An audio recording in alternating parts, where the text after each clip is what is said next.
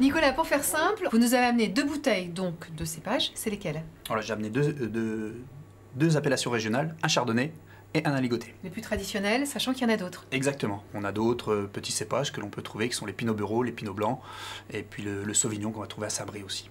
On peut les assembler dans un même vin? On peut les assembler, ça peut faire un petit peu bondir, mais c'est vrai qu'on les assemble dans le crément.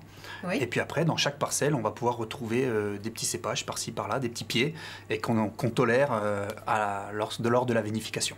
Je vous laisse servir, on va Oui. continuer à en parler. S'il y a des cépages différents, j'imagine c'est parce qu'ils produisent des vins différents, avec des caractéristiques propres. Exactement, tout à fait. Donc chaque cépage va apporter au vin une caractéristique différente, selon le sol, selon l'endroit où il va se situer. Et puis on ne va pas forcément le vinifier de la même façon non plus. Exactement, exactement.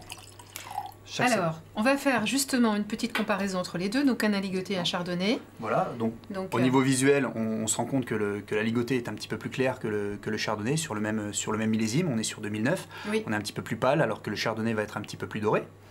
Sur le nez, on va s'apercevoir que sur l'aligoté, on est sur des arômes un petit peu plus d'agrumes, on est des arômes un petit peu levurés, un petit peu de pain de mie. C'est plus acide, plus sec. Hein. On a un côté, on ressent une fraîcheur déjà un petit peu plus spontanée.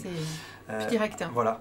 Alors que sur le chardonnay, donc là on est sur des arômes un petit peu plus fruités, des fruits à chair blanche, des petites pêches, là on est des arômes un petit peu de poire aussi qui sont assez intéressants. C'est assez rond, hein. Voilà, c'est assez rond, ça a un petit peu de gras hein, par rapport à l'acidité de l'aligoté. On sent qu'on va avoir quelque chose d'un petit peu plus riche et qui va être un petit peu différent de l'aligoté. Ben, on va voir ça en goûtant.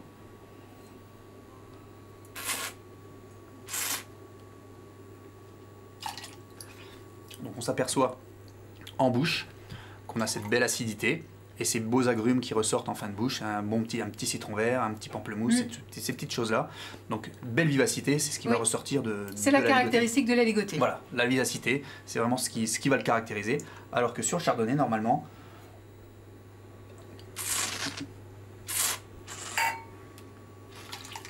on a quelque chose d'un petit peu plus souple, d'un petit peu plus rond. On retrouve tous ces arômes un petit peu plus fruités, un petit peu plus... On sent une richesse un petit peu différente. Un peu plus complexe. Voilà, un petit peu plus de complexité. Alors, qu'est-ce qu'on va manger avec un aligoté? Moi, ce que j'aime bien avec l'aligoté, c'est toujours les accords d'opposition. Donc avec le côté d'apéritif. Pour moi, l'aligoté, c'est vraiment le vin d'apéritif.